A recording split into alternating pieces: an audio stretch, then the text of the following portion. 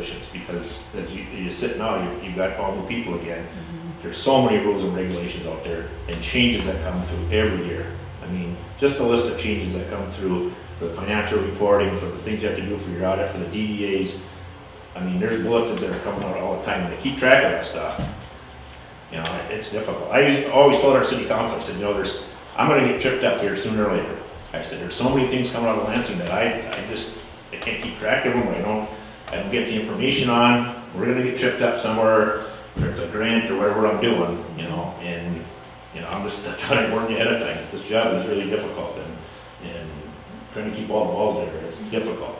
So are you a proponent of that being changed by ordinance to be an appointed position for the clerk and the treasurer? I am now. I've got one community where the treasurer does not communicate with the board or the manager. She takes all the money home every 2 days and then makes a deposit once a month. And the rest of the stuff that she's supposed to be doing, they gotta go and hire somebody else to do it, because she's refused to do it. So they're changing that to a point. And she's mad, and him or her, whatever. So, and you know, to talk about the league attorney, I said, there's gotta be some oversight by the board for those positions. And he said, no, there really isn't, unless you want to recall them. So if you find a good clerk, you should keep them. So we have to wait until the next election comes up, and then you do it like right before you. Well, you should do it well before. You gotta do it like 90 days or something like before the election. Okay, right. There's a time period in there that you should look at doing that. I think that's something we but- should end up looking at. Yeah, I think in your master planning, you can look at some of your organizational chart up here and say, how are we gonna do this? What's the best way for us to manage this situation? As a council, you know, you're involved under the way you do it now is a lot of day-to-day activities. Or in my mind, you should be concentrating on the master planning and the policies and trying to move the community forward, and let a manager or somebody run the day-to-day operations. But that's how I grew up, so, you know, I don't, but I see a lot of, most of my communities that are really struggling, the councils that are involved in the day-to-day activities, and they argue at meetings about this purchase and that thing, and round and round and round it. And it just, I just see the communities that are doing the best are really good managers. You know, you look at Lance, you know, Bob does an outstanding job at Monster. He really created some nice places. If you have a chance to go down there, you want to meet with him, you know, I can set it up. You know, they did a splash park down there under waterfront. I thought that was goofy. I said, what the hell are you doing that for? We got 1 month of summer up here. He's expanding it. It's so popular. I mean, they got concerts going on the waterfront. Munising's another area that's just booming. I mean, you know, they've picked up on this tourism stuff and found a niche, and they don't have enough restaurants and hotel space now for their stuff. And that wasn't like that 5 or 6 years ago. So I think it was through good planning and good management that they were able to move forward. But I really like Hans. I mean, Bob's done an outstanding job there. Again, typically with a manager, you want to, you know, how do you interact with the manager and the city staff? If you were to have a manager, I always told my city council, I said, you're not to interact with any of my staff. If you have any questions, you come right to me. I don't want somebody going, one council member going to one of my staff and saying one thing, and another council meeting going to somebody else and talking with my public director about something. I want to know what you got issues, come to me, you know. And typically I would ask that they would make an appointment. If you're there and you want to walk in, fine. But I was a pretty busy guy, so I don't have time for people just walking in and out the door a lot. So it's just something that I formulated with my council. They all said, all right, that's fine. And we'd have to change our form of government. Absolutely. Yeah. So that's part of the roles and responsibilities. Let's get into the Open Meetings Act here. The basic of the act is to strengthen the right of all Michigan citizens to know what goes on in government or requiring public bodies to conduct all business at open meetings. The intent of the Open Meetings Act is to provide openness and accountability in government and interpret it to accomplish this goal. The Open Meetings Act is construed in favor of openness. Now, I will tell you that there's not a lot of cut and dry, right down the line things about the Open Meetings Act. There's some, you know, there's some vague areas in here. And I always try to tell everybody, you know, err toward openness. All meetings of the public body shall be open to the public.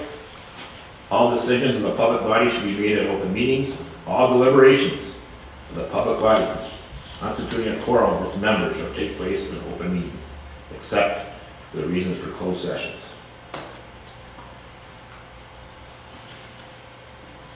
So, the Open Meeting Act applies. A public body, including committees and subcommittees, meets with a quorum of the council, or constructive quorum, to deliberate toward and render a decision on something in which a vote of public body is required, by which a public body effectuates or formulates public policy. You can't divide it into two different groups and talk about meetings either. You can't have 3 here and 4 there, or 3 and 3 and talk about stuff either. You gotta meet as a board or subcommittees. Persons attending meetings may tape record it, videotape it, broadcast it live, and prior meetings not required to do so. However, a governing body may have rules to minimize the possibility of disruption of meetings. Requiring the identity or signing in for merely attending a meeting is not permitted. Citizens have the right to address the meeting. The city council may establish reasonable rules. The governing body may limit citizen comments to a public comment portion of the meeting. Your public comments is in the beginning, right? And at the end, They have it at 5 the minutes, end. 4 minutes. Okay. I will tell you, most communities are getting away from it at the end. Yeah, we didn't have them before. And I'll tell you, and basically, you're making all these decisions during, and this is a business meeting that you're running. You get the input at the beginning of the meeting, you can talk about anything you want, but then at the end of the meeting, they got the last shot at you. Yeah. And that's typically what the press will pick up on. So a lot of communities have got away from one at the end. Let everybody go to the beginning, hear the input, and you have to make your decisions through the rest of the meeting. You talked to Aaron, but they switched in. Okay, let's see. You can restrict the amount of time, and assuming you have that in your rules. You cannot limit the total amount of time for public input, but you can limit each individual. Regular meetings, you have to post them within 10 days of the new calendar year, so you'll have a list. I think you have a list on your board of all proposed meetings for the year. Special meeting requires 18 hours notice, as do rescheduled regular meetings. Emergency meetings are allowed if the public health, safety, welfare are seriously threatened, and if the council votes by 2 to 3 votes to have it. 2/3 vote. Even if all conditions exist, making the meeting subject to the Open Meetings Act, there's a limited number of circumstances in which the public body can go into a closed session. Thus, the meeting may be held in closed session if it falls within one of the designated exemptions that are identified within the Act. There's 6 relevant exceptions that you can go through. The easiest way to avoid running afoul of the Open Meetings Act is to conduct all meetings in the open. Public meetings may selectively include others in a closed session. So if you're going to a closed session, you need to bring your attorney or a consultant. You can do that. Department heads exist. Okay, 6 reasons.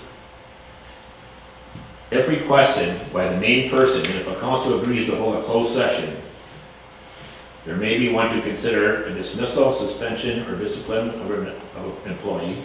Again, if requested by the employee.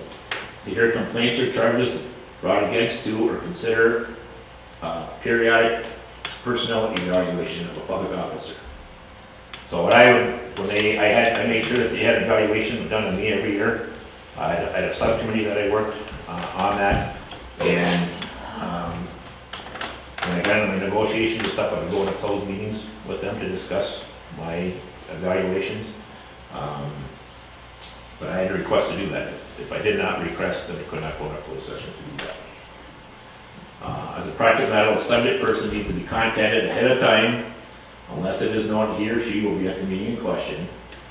And note that the requesting person may rescind the request at any time, at which time it has to be done in open session. So if right before the meeting, if they change their mind and say, I don't want to go in open meetings, then you don't go in open meetings.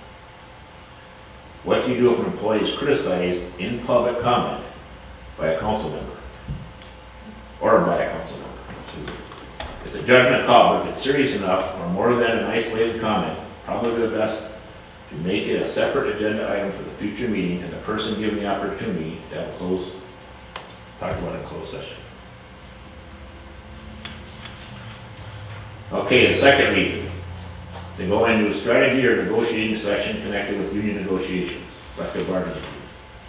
Only if you're actually in negotiating the contract. Number 3, consider the purchase or lease of real property up to the time that option to purchase or lease of that property is obtained. The sale is not covered. So when you actually go to buy the property, it has to be done in public, but your negotiations for that piece of property probably should be done in closed session. If you have to consult with an attorney, you are to try out a settlement strategy in connection with a specific pending litigation, but only if an open meeting would have a detrimental financial effect on the municipality's litigation or settlement position.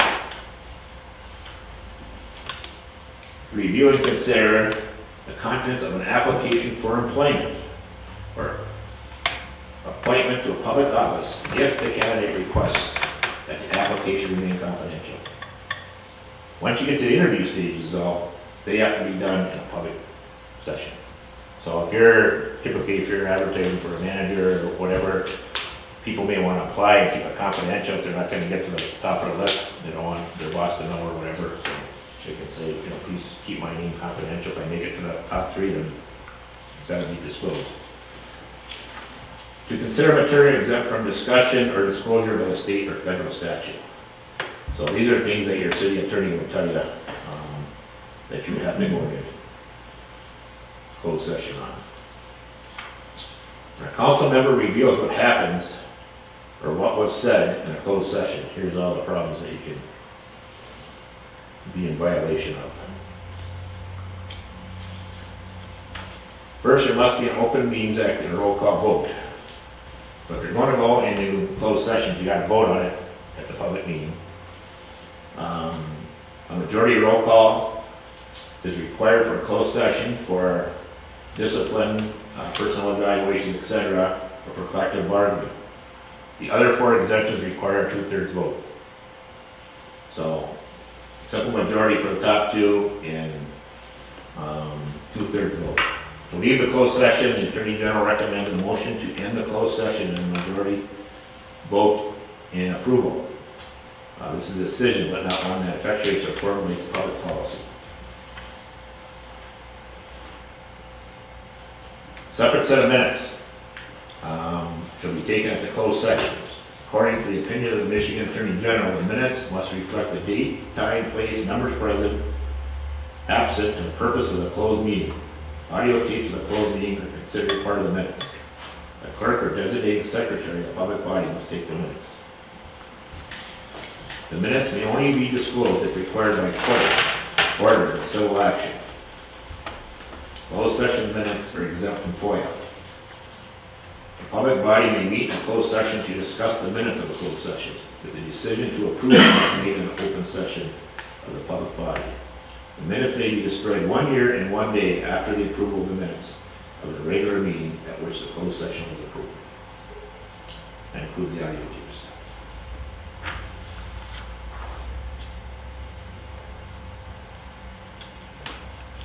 The closed session minutes shall be shown to the council. Oh, here's a question here. May the closed session minutes be shown to the council member who was absent from the closed session? What about a new council member who wasn't on the council at the time of the session? The Attorney General says yes, we're expecting a copy. If a closed session was taped, does the tape have to be kept for 1 year? One day? Yes. The use of electronic messaging. Communications among council members using email and texting could be a violation of the Open Meetings Act. This also kind of goes for phone calls and texting and whatever. This is probably not a violation of the Open Meetings Act. If one council member or administration talks to one of the council members, one-on-one. Probably not. And when I was a city manager, I told my council members, don't be discussing public policy amongst yourselves. Even if it's on the phone or a party or whatever, don't do it.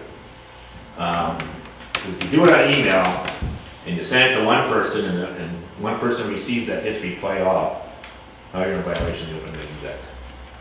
So, in hope, what we did was that when we set out our agendas and everything else, or if I had information heading to the city council, I would blind copy them so they could not hit reply all to everybody else. So if they had a comment back, they could comment back to me, but I think it was impossible for them to hit reply all and go to everybody else. I think we even got to the point in the city where we had laptops for everybody to do stuff on. We were in a discussion about something I would tell somebody, don't be typing on your computer, because somebody in the audience may think you're just emailing that person back and forth, and you're having a discussion here in violation of the Open Meetings Act. I said, don't do it, just, you know.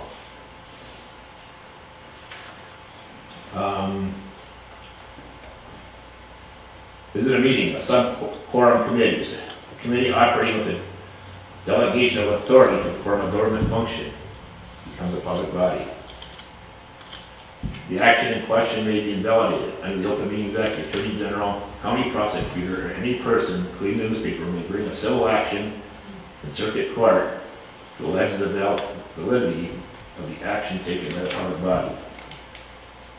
The Open Meetings Act also provides for a criminal misdemeanor against any public official who intentionally violates the act.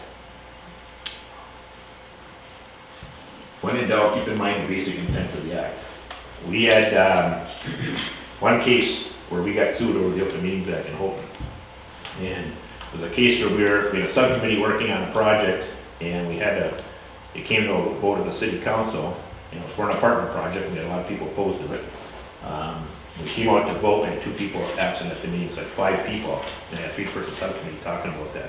So they sued us under the Open Meetings Act, saying you had a quorum that met on the subcommittee for people versus how many people voted at the meeting. I said, no, the quorum has got to be out of 7 people, And so they sued us.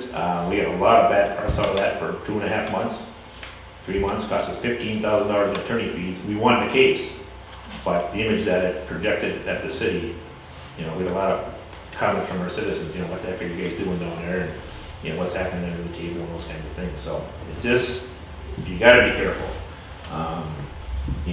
And if somebody makes a complaint like this, somebody can come in, state police can come in and grab your phones and your computers and go through those things and look and see, what was the messaging going back and forth on those things. So it gets ugly quick. We just had an incident, I think, down in Traverse City where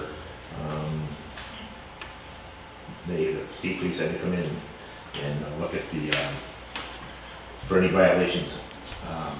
So there's all kinds of resource material that we have again on our website regarding this. If you have any certain questions or something like this, I can try to get to our attorney, ask those. The Freedom of Information Act.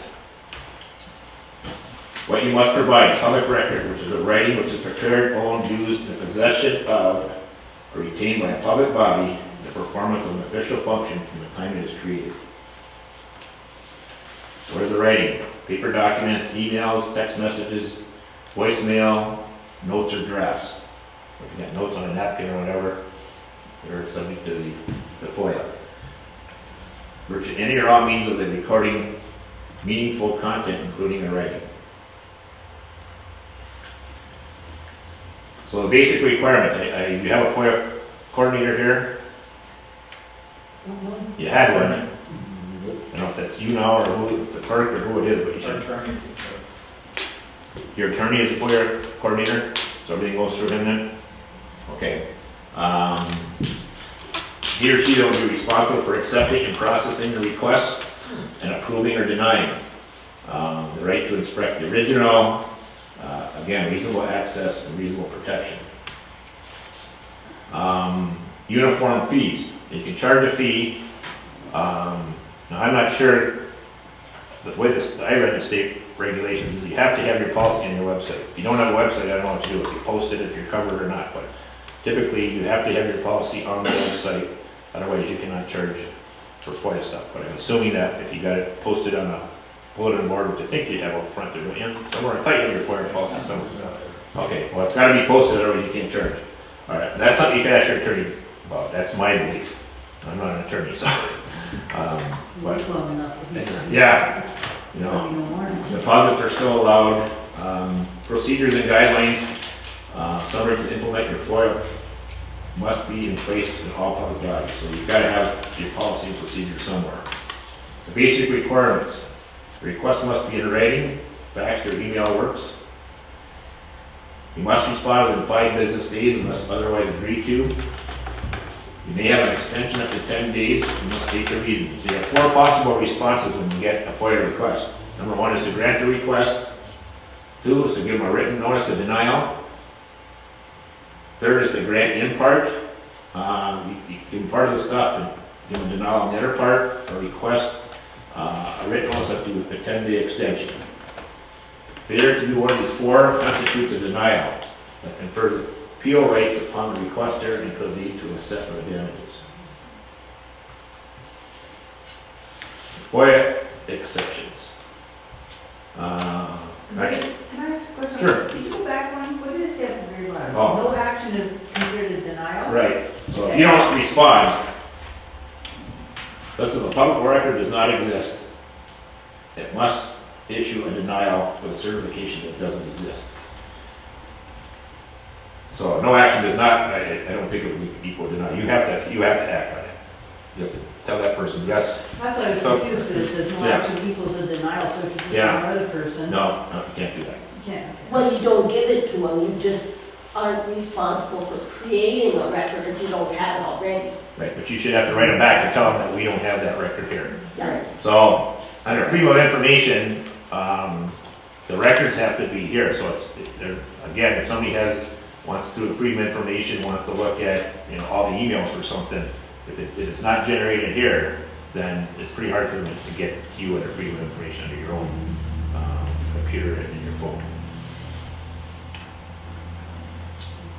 Exemptions, any bids until the bid is selected, any test questions or answers, tentative bargaining agreements, attorney-client privilege material, crime victims' rights exemptions, and certain police records. Again, I think it's in Appendix 4 of this handbook. Today's and tomorrow's technology. Emails clearly fall within the definition already, which brings it within the definition of a public record. So any email which is prepared, owned, and used in possession, retained by a public body in the performance of an official function should be subject to FOIA. Voicemail, he's got a questionnaire. Not really sure what that means. I'm assuming that if there's a voicemail here that you have in the office, that would be subject to FOIA. Again, your personal computer provided by the city, and your personal smartphone. Those are, unless it's here in the office, and they need to, if it's something that goes from this office to you, then they can pick it up here. If it's something from you to the office, then they can pick that up here too also. So typically, they wouldn't have to go into your device to find out what's there. It should be on record here. Again, we've got some one-page plus information. There's a ton of stuff on the website out there. So that concludes my training. Questions, comments? I have one. Okay? In the back of the book, on page 126, it has sample questions and answers, and it's like, when a vote requires a majority of the council, is that a majority of those present? And Michigan Municipal League says in all votes for which not less than a majority vote of the council is required, the calculation shall be based on the maximum number that constitutes a council. So consequently, a majority is 4 for a 7-member council. And we've been doing a majority of those present, but that really isn't a majority. If we're using the General Law Act, and then what is a 2/3 majority? And the book says that 2/3 is 5 of 7. So the question at the top, it says when a vote requires a majority, so there's gotta be some things that expenditures, I'm assuming if you're looking at expenditures, that would fall underneath here. Approving of the minutes, I don't think would. No, I don't. I don't know much about this. But there should be a list, because if we're doing 3 of 5, and it's saying that we need 4, a majority of the total that were elected, regardless of who's present, I need to know what's correct.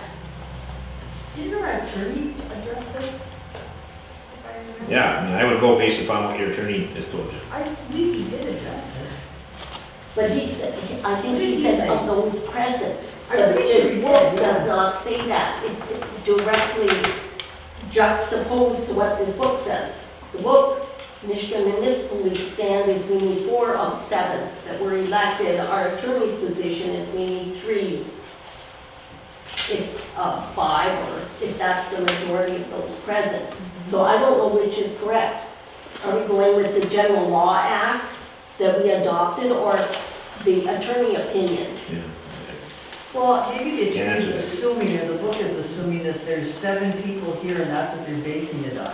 Because when we asked the attorney that, he seemed to say, you know, if you had 5 here, it could be 3. There are certain things, even in the city, that we needed to have 4 votes on. Even if there was 5 people there, we still needed 5 votes. And I think one was like a zoning issue maybe.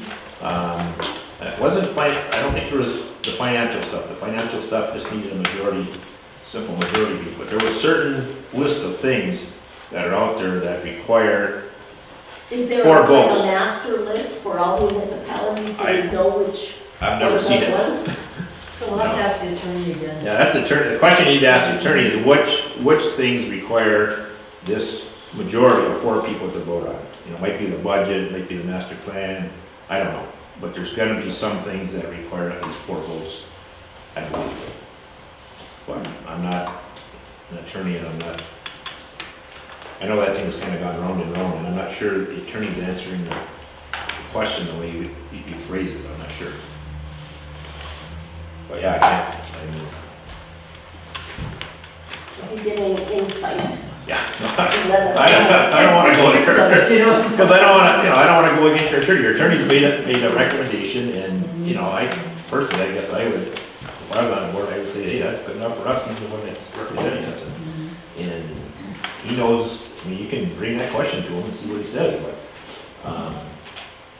I think there's a lot of issues out there that you've got to take a look at as a board and say,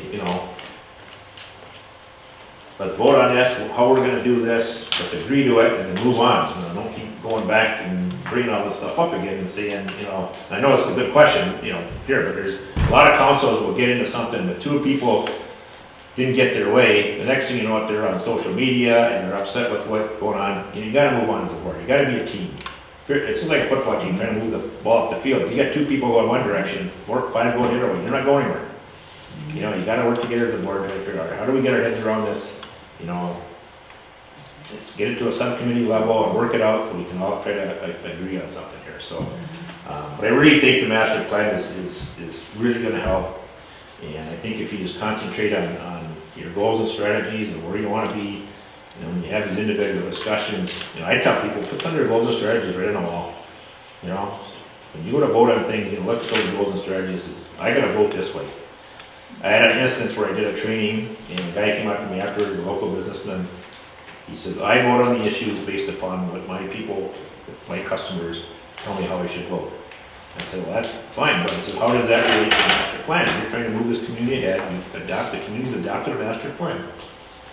And they had a master plan that was done within 2 years. He told me he had not read the master plan. I told him, I said, I cannot believe you told me that. I said, that's crazy.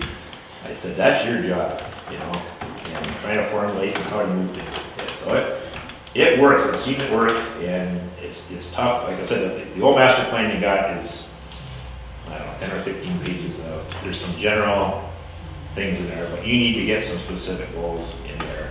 Talk about your government, talk about your, who's doing what in that plan if you want, and, where we should be, how are we gonna operate as a community and stuff. Put those things in there, get them out to the public and say, hey, should we go to the manager for it? Should we elect, appoint our clerk and treasurer? Maybe everybody's saying, no, don't do that. And you got the input of the public, but, there's pros and cons of all ways of doing things, so. well, could you check with, Pat? yeah, to see what's going on with yeah. him, because he may have contacted one person and said, and we don't know about it. I think he's been talking Information to here Dave. is not coming to us like it should. Yeah, And it makes it difficult, because a lot of times at meetings, we'll sit here and they'll discuss something, and it's like, well, that's the first time I heard that, yeah, and it makes it really, really difficult. yeah. Typically, a planning commission would run with that. You don't have a But plan. that's what I'm saying, Yeah. and in a small community like this, you should just have a few work sessions where you sit around with the planning commission and council, and just, take some time and go through that thing. Can the council be the planning commission? Can we make it all encompassing one, or do we have to have all these little things all the time? Because these little There- things don't coordinate yeah. with the big thing. No, there's requirements, but you can have two people, I believe. Now, I think you can have representation from the city council on the planning commission. I believe it's like two people or so. The trick bag you get into is that you can't vote on an issue twice. So if a zoning issue comes up at the planning commission and you two are on the planning commission, you vote on it there, you can't come back and vote on the city council. And that's just something that's come up in the last 4 or 5 years. And I'm going, whoa, wait a minute, we can't do this. So we're into these discussions and I'm thinking, I got 1 or 2 people gonna be absent at the city council meeting. I gotta tell my 2 people at the planning commission, don't vote on it, But So, are we different, Scott? Because you were a city, we're a village. Like, if we had a Right. planning commission, would we actually be voting on things, or would we be discussing and recommending to the council so we could all vote? Wouldn't that be more of what a village would do as opposed to a city? well, the planning commission would vote on some of the issues first, especially when it comes to zoning. So they would actually vote on They stuff. would vote on It's stuff, not our yes. committee. Now, I don't know under the General Law Village Act, how that works with the planning commission. Typically, the planning commission, if you had a zoning issue or whatever, they would have a public hearing at the planning commission level, they would vote on it, bring it here, and then vote on it. I So, have a question. Yeah. I was on the planning commission until I get on the school board, and being the clerk now, is that a conflict of interest if they were a planning commission, for me to be a member of the planning commission? in here, Yes, it's not putting any more money in your pocket. no. I don't think so, but that may be something you read by the attorney. I don't, right off the top of my head, I don't see that's a conflict. I mean, it's such a small community, just finding people to fill some of these slots. Yeah, we get some. Yeah, and you can have up to 9 people on the board. I mean, I think it's between 5 and 9 or whatever you do, but it's a lot of people, The so, planning commission, there was 1, 2, 7, okay, 9. yeah. So it's, but no, I mean, when you get into zoning issues and stuff like this, you really gotta be careful. You gotta have, the planning commission's gotta do the right thing, you guys gotta do the right thing and move these things forward. Okay, question for you. Now we're gonna get the zoning and we're gonna get the planning here, so now you got that. Now we got the historic and we got the DDA. How's that all gonna work together so there isn't always a conflict or some problem? That's how you gotta identify in your master plan. How are we all gonna, what is the function of this group? What is the function of that group? Is there some of these groups you can combine maybe or whatever? I don't know. But that should be identified in your master plan to say, what is each one of these groups responsible for, so they know, and you know, and, But we don't know, that's the thing. Right, well, that's what you gotta figure out, We don't yeah. know anything. see, typically, and again, if you had some people here with some longevity, they could bring all these things together and tell you, like, here's where we, where we were 10 years ago, here's how we did these things, and you brought them through, you got everybody kind of new now, so everybody's trying to figure out who does what. It's a good time now to kind of erase the slate, start over, and say, what are we gonna do? Put that organizational chart in your master plan. A lot of times it's not in there, but I think here would be a good thing to have in there. I have one more question for you. So you think it'd be a really good idea, we would sit down as a council or a committee or something to like put in writing what the responsibilities of the administrator, the clerk, the whatever, and then just pass a resolution saying these are your allotted duties? Can we- Just be a can we policy. do that? Just Make it a make it a policy. Yeah, so Okay, we can do here's that. our policy stuff. I mean, it's gotta be, there's certain things I have questions on about, who does what. I mean, typically in a manager form of government, if you have a front end loader breakdown, it takes $20,000 to fix that front end loader. Well, the manager can make that decision. Mhm. Here, you have to have a special council meeting, Right. and approve that, and, is that something that, everybody on board is up to speed on, what's happening in public works, and why do we need this kind of stuff? It's just, it puts a lot more responsibility and work on your half, because you're working with the day-to-day activities, and you're trying to do all this other stuff too, so just a greater burden on you. I have a question. Yeah. Relates to Virginia's question on the administrator and the clerk. The General Village Law Act is pretty clear in stating that the clerk can't delegate her authority to an administrator or a manager without ordinance first. We don't have the ordinance. That has been a contemptuous issue, to say the least, for the last year, probably even longer with a lot of other residents. So are you saying a policy is sufficiently complies with the General Village Law Act of 1895? I think you wanna have some guidelines for those positions. You know, the General Law Village Act has always gotta be the law. So if there are some issues in there in the General Law Village Act that says the clerk has to do this, this, and this, that should be, you know, that should be part of their policy. See, But there might be some other things or something else that you have in there that you'd like them to do or whatever, you could do that. See, it would be simple to do the ordinance for the manager, and this wouldn't be a question anymore. Right, However, by creating a policy instead of an ordinance, it's an effort to do nothing. right. You know, it should be really simple to comply with the law, and it was like you said in the beginning of the meeting, you know, when you don't comply with the law and residents perceive that, that's when you have a lot of trouble. Right. You know, and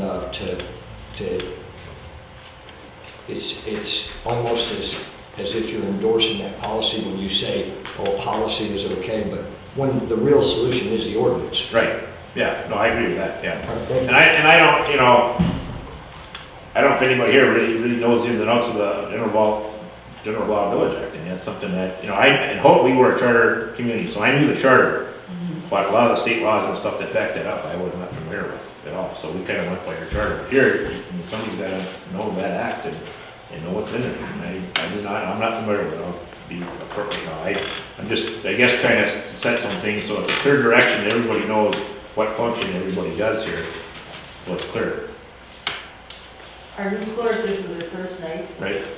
Welcome.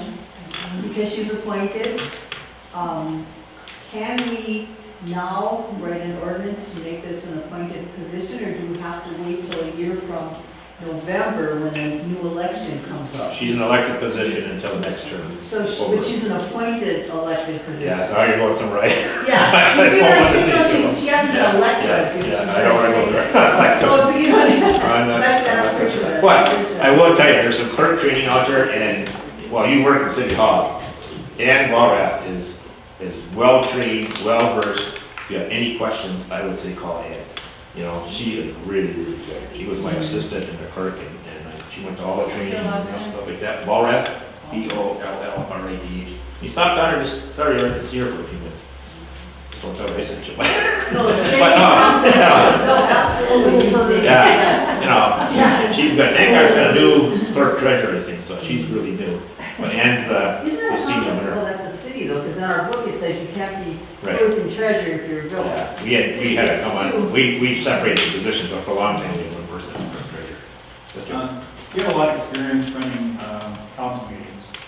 So would you provide us a little observations, recommendations as far as how the council should conduct themselves, how the public should conduct themselves, and how to, when or if they should, you know, have any comments or interchange at all? Right. Been to a couple meetings here. I guess my recommendation, and I've watched a lot of different city council meetings, is that, you know, you have your public comment session, let the public make their comments, you know, if there's any threatening or behavior of that sort, that I would, you know, I would ask them either to calm down or you know, ask them to leave. And then I would not have a conversation between that person and the city council. I mean, that's gonna happen, but I mean, I would try to refrain from that, let them make their comments. You know, again, it's a business meeting, you're running, you know, I don't know what your budget, your total budget's $500,000, $1 million, whatever it is, you're running a pretty good sized business here. It's a huge responsibility, so you've gotta act appropriately, you've gotta get your public comment session in, you know, sit down, do your business. If you get into any kind of discussion on certain topics, I've seen it where people are going at each other across the table. I would say, stop, we'll go around the table, everybody gets to make a comment, and then we'll go around the table again, and just keep going around the table until you're done. And that's something that the president's gonna have to, you know, rein in and just say, listen, come on, this is getting out of hand, because and I've seen it where two people are going at it across the table.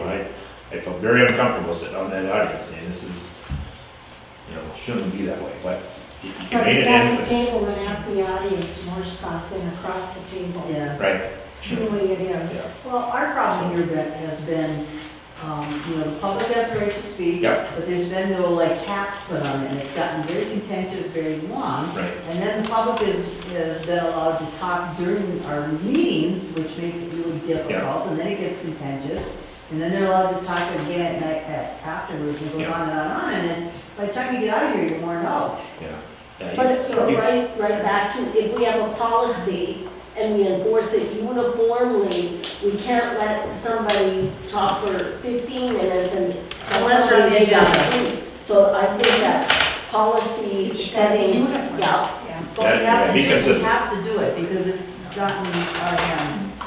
absolutely. I think this was invaluable. I had one question I didn't understand Sorry, about the, I don't think you didn't finish all of my questions. Okay, yeah, I guess I would, make sure everybody had a chance to speak, respect each other, try not to repeat what everybody else said. So if she says something, the next person should repeat everything they said. Try to, but you gotta be respectful of each other. Let each other talk, get their points out on the table, and then vote on the issue, and then, go on to the next thing.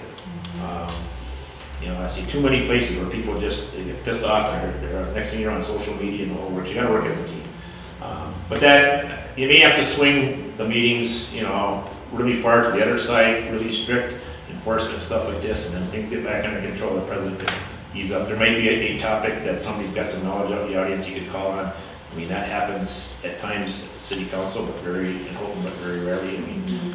Somebody would be out in the audience and say, hey, this is affecting your property, we have a question for you, and we'll let you comment and stuff. But it's a business you meeting. gotta get this thing under control, because people, you're trying to attract, again, people to your community, and if they see that you're acting professionally, and this is a community that they want to be part of, that's what you want. Do you have words of wisdom for the public then, as far as how there should be, when they're trying to speak for public comment, and what they should be talking about? Yeah, be prepared and stick to the subject, I think, and don't get personal. It's not an easy job being on these boards, and you've got to try to look at what's good for all the citizens, and sometimes it's not going to be good for any individuals, There's policies that you make out there that may negatively affect part of the community and positively affect most of the community. I don't know. Those are things that you gotta, tough decisions. And when you get into the blight stuff, I've done a lot of stuff on blight, and I think you've got some significant issues that you gotta try to figure out how you're gonna do it. And capacity is a huge problem you have up here. You don't have much of administrative capacity to do things, so you need to go out and form a blight committee that could work together and try to figure out how are we gonna go through this. When I did, I started out myself enforcing the blight. I would go out, and it's really a 2-month problem in my mind. It's May and June. Once you get everything cleaned up after May and June, typically the town stays pretty good. But you gotta be strict, you gotta be tough. But when I started, because of we didn't have a code enforcement at their time, I knew the neighborhoods that were in bad shape. And if I had complaints, I would go there. So I would get to those areas, and that's where I concentrated my work on. So here's what I gotta do. If somebody called in and had a complaint somewhere, I would go and visit that and then take action. But I never got a chance to cover the whole time. Can I ask you a question? I'm gonna give you a scenario. Person never cuts their grass, it's accumulated junk, it's broken parts, old tractors, whatever, things like that. Now we got our blight ordinance, so we just passed. If you had to go and handle that situation, and it's been an ongoing many year situation, you would go and talk to them, and you wouldn't talk to them, you'd be afraid to talk to them? No, I always wrote a letter. I explained to them, you get a warning letter first. Okay. Order, warning letter, and I says, Okay. all right, you got 10 days or whatever to clean up this mess. You didn't Otherwise- personally give it to them, you sent it. I mailed it or I had the police deliver it. Okay.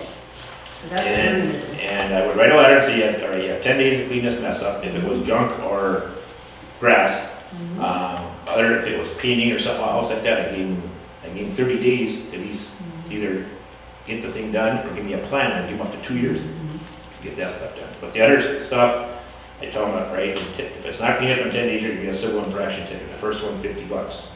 The second one's gonna be, a week later will be $150, and the third one will be $250. And then, if you don't pay the first one, I'm gonna send that to the small claims court. So you use collections, small so- claims court I use small as opposed to like a credit service kind of thing where they, No, not so, I'm sorry, no, I misspoke, I'm sorry, yeah, I said, Yeah. yeah. because that It was a works collection, real well, yeah, that yeah. works real well, small claims. But I'll tell you, Hope never, I don't think he's ever collected on a $150 ticket. People would come in and say, hey, you know, this is gonna screw up my credit rating, whatever, what do I have to do? Exactly, yeah. And I would sit at the table and the guy says, listen, I need a month. You know, I got a lot of work to do here, I need a month. I say, all right, but you got a promise to me to a month or else Still progress. I'm gonna go. You know, I was, you know, I tried to work with people. Some people couldn't afford it. I mean, I said, all right, I'll give you more time, but when it comes to drunken lawns, that was, you know, if they didn't, I could find somebody that would volunteer to cut their lawn if I had to. I mean, you know, How do you differentiate from complaints and ensure that everybody is enforced equally under the ordinance? Like, if, you know, for instance, under our new ordinance, and I like it because, you know, I'm in violation of it right now, but I like the idea of everything getting cleaned up because it helps my property value. But here's my fear. I drove down 2 alleys and found 85 violations of the Yeah. ordinance. And so for some people to be enforced and other people not to be enforced, that's not quite right. And I feel that we might leave ourselves open to litigation that would cost us more than we would earn. I've never seen anybody come after because, you know, this guy's getting nut. Somebody makes a complaint and says, hey, you know, I got a ticket, and he didn't. I go and inspect the property and I took that as a complaint. But you address every complaint. Yeah, I addressed every complaint, and I'll tell you that there's a couple that I left open that still haven't been done. You But know, that's key, is addressing every complaint. yeah, I mean, we sent them tickets, these people are overseas or some damn place, and you just can't find them, and, I mean, where's you out, but you know, it's hard to get them on. You've got such a massive problem here, I don't know how you start this thing, and you know, you start on the commercial structures first and try to at least get those people at the table and say, what are you gonna do with this building? You know, it's gonna fall apart or something. I don't know. I mean, you got just an absolutely humongous problem. And again, you put 5 or 6 people on a link committee and say we're gonna meet, you know, every 2 weeks for an hour, and then they would come up with a list of the complaints, and they give it to the police officer, he delivers it, and they meet 2 weeks later, has it been cleaned up or not? I don't know, or you divide the town up into different, I don't know how you do it. I mean, leaving that up to your administrator, I don't think this poor guy's gonna have his hands so full. We're gonna use a police officer for And, this. yeah, but I think Yeah. what they should do is set up a file for each one, every letter that goes up, keep an accurate file, is that right? Because I found out that after a while, it was the same person every year that didn't cut his grass, so, you know, a lot of times, I might not even give them a warning letter, I just send them a ticket. You know, I just get up to the point and say, hey, come on, you know, we've been doing this for 3 years, but a lot of the cases I had where people at the university took off for the summer and didn't even think about their grass, Right. you know? So, you know, I would hire someone to go and cut it, and most of the time they paid the bill, sometimes they didn't, I'd eat it, but. Well, I'm gonna give you a little heads up on what we're attempting to do. It may be totally unsuccessful, or it may be a little successful, or really successful. We've had the blight ordinance in the paper.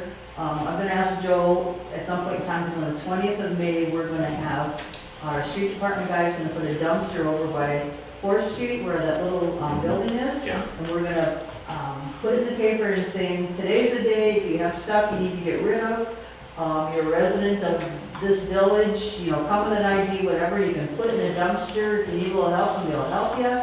But, you know, put them on notice that we're here to try to help you.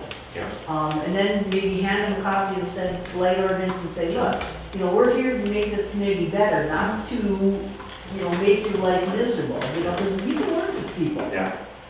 But we're gonna try that. We may get 2 things that come up straight, and may get, you know, maybe very, very successful. Another option is to put out a city dump truck, spot some trucks around town for the weekend, and then on Monday you pick up the truck and drive it right down. Well, the problem with that is we already discussed that. Our street superintendent seems to think that if we do anything like that where it's not monitored, people are gonna throw things that they can't get rid of, like tires and oil and batteries. I agree. You know, that's the bottom line, you know, if you yeah, if you trust people to do that, it'd be wonderful, but that That's true. doesn't happen.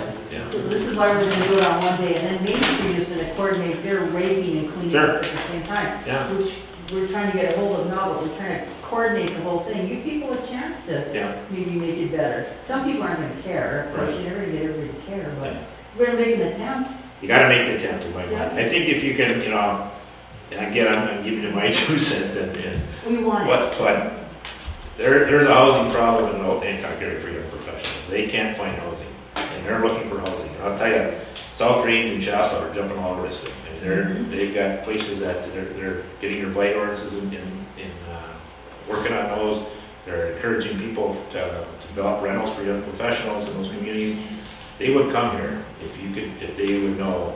In my mind, they would come up here if you had a blight enforcement so that they knew the neighbor, they'd make an investment in a home, if they knew the neighbor wasn't gonna trash his place and You're degrade it. 100% right. So that's just my 2 cents of an outsider. But I'm on the Calumet National Park Historic Commission, and I grew up around here.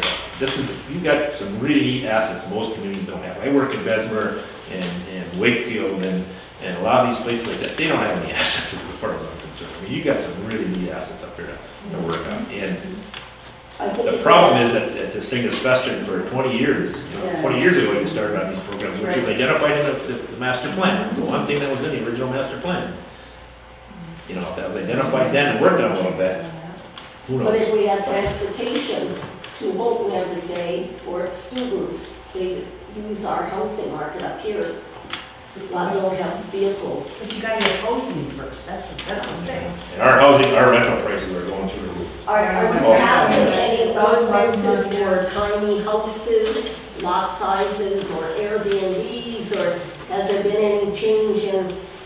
We allow the Airbnbs in an R3 district, I believe, in Houghton. So if you're in a multiple family district and you wanna do that, you can do it. I think they're having discussion on how they wanna regulate that. Most communities are, but right now I believe that, if you're doing that, the tiny house issue is been, I've talked to Eric a little bit about that. He's got a lot of pressure from the students at the university to do that. The problem is, land in Houghton is so sparse. Anybody that's got a vacant property that's zoned multiple family, people are gonna pay a fortune for it, put an apartment on it. If the tiny house thing is that they want water and sewer, cable and everything else, and there's no value, I mean, it's a trailer, so they get taxed $3 a month for a trailer. So, But you guys could make a killing if you keep your, you know, you have your summertime trailers there, you could upgrade that, and you could have a bunch of tiny houses there, you have a lot of things for students for the winter, get pretty creative. yeah, the water line isn't very deep enough for, I mean, it So you would don't cost a have fortune that? to do that. You don't, We got a water line, but it freezes in You don't- winter. Oh, but you don't have sewer. You got sewer there. You got sewer there? Well, you know. I'll tell you, that's one thing I tell communities, if you got a little place for a RV park where you can put water, sewer, and Wi-Fi, we did 22 sites in the city of Holton. We net $60,000 a year at those 22 sites. 60, that pays for all the waterfront maintenance. that You we get the have. same people. And if I would've known that, when we did our master, I would've shoot some letters, would've been somewhere else. I would've made that report voice edition. Where in Calumet would that be? I don't know where you do it, but again, you know, Jesus, what a, you know, put a couple pipes sticking on the ground, you get $40 a night. Okay, I have a couple questions on Okay, when we work in committees. okay. Like personnel, when you're working on raises for employees and, you know, you have a piece of paper here and you have many different options, okay? And it's just a work in progress.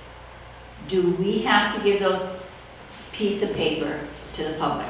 They asked for it, I believe so. Okay. Unless you should get an attorney opinion on it, but my thoughts, Okay. that's a public record. I just want to make sure. And if, say, you're working with an employee in a committee, and if they ask to go into a closed session to discuss, say, their raise or anything about benefits, if they ask to go into closed session, could we do that? I will. Could they think so. do that? It doesn't, if you're doing an evaluation of them or any disciplinary, Yeah. that's clear you're doing it. Yeah. What you're talking about is a pretty gray area, and I would check with your attorney before I ever went there. Okay, Yeah. because I just want to, That's not, you I've know, not the seen that. question when has I've come gone up, so I wanted to ask it. Yeah. So then I know that, before. Yeah. If you're negotiating a That's- contract with that employee, that includes you know, it's a legal contract, I believe you could go into closed session. But it's a legal document that you're gonna bring to the city council and have passed, and you're negotiating that contract. But if it's just saying to some employee, I wanna talk about, you know, work with you, if you're coming up with a legal contract, I think that may be different. Again, check with your attorney, I'm not sure, Okay, but, thank you. yeah. Now, what plan did you say 50% of your funding could go down if it wasn't in place within the 1-year time parameter? We got you a grant from the Calumet National Park Commission. I think it was for $7,000. I'm not sure the number. When did you get this grant? A year, Because we over don't, a I year don't ago. know about that, I know. So that's, you know, if you had council orientation, you can get all that stuff. But anyway, but the stipulation was that the council had to approve the plan by December 1st or 31st of this year, otherwise you couldn't get any money.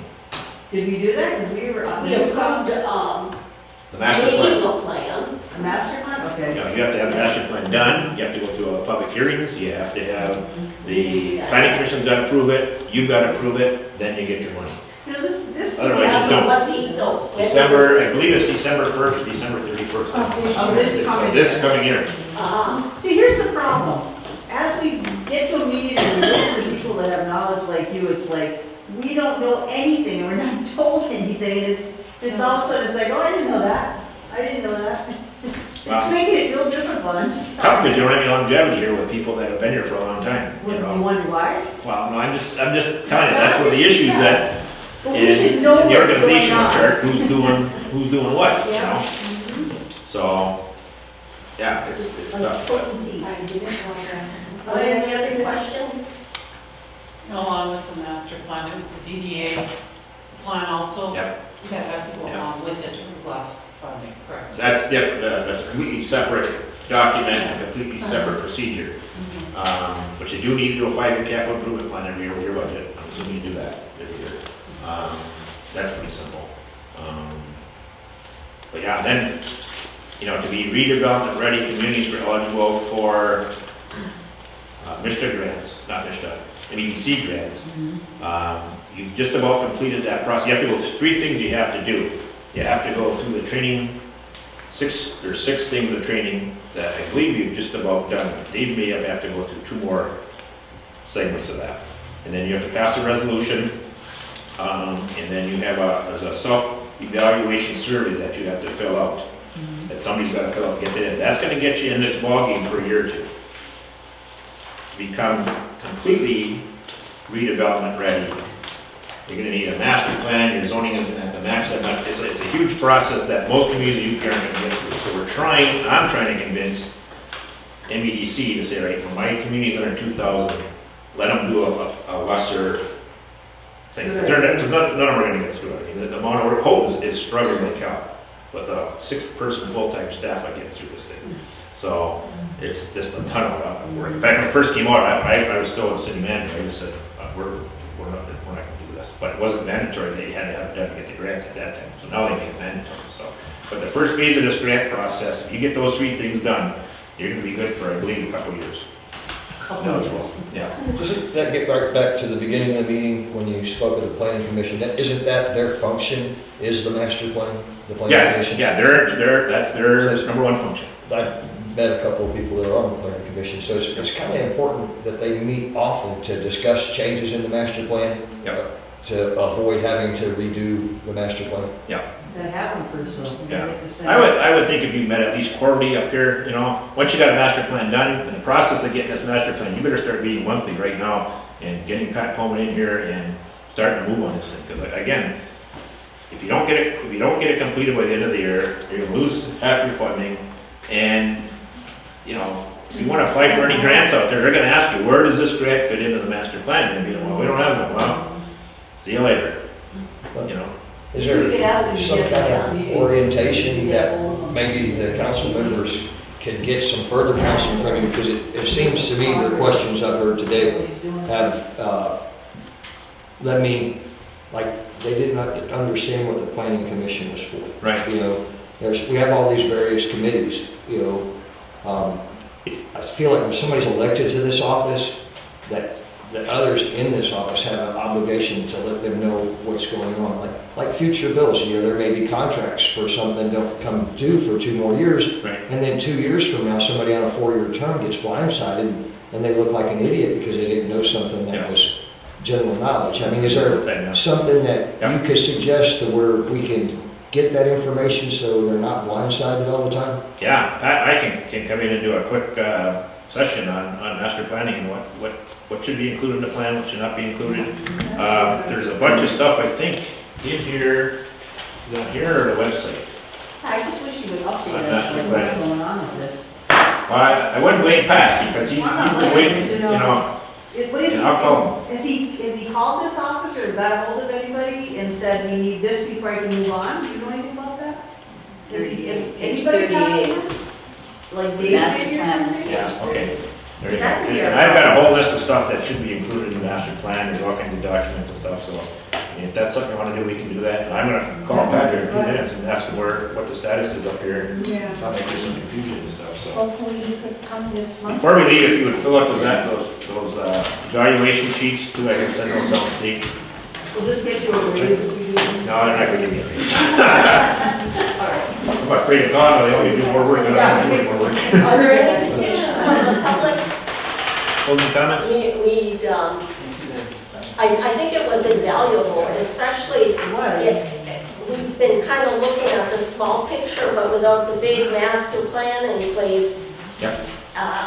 we're spinning our wheels. Yeah, no, you know, I love master planning, so any help that you need, if you get a draft, you want me to come in and talk with you, I'll be happy to do that. I mean, Okay, you know, and there's, go ahead. is there a motion to adjourn? I'll make a motion to adjourn. Support.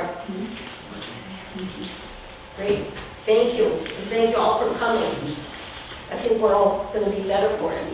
Well, good, and like I said, anytime you need me to come up, it's close by and I enjoy coming up, so. All right, we would you say that. I think that's, we get the knowledge of what's on that plan. Yeah, because the only problem is we knew is there's David and Peggy that were, you know, from the other council, and as we go, it's like, yeah, they're discussing, something come up, and we never even heard of it. I mean, seriously, it's like, and trying to,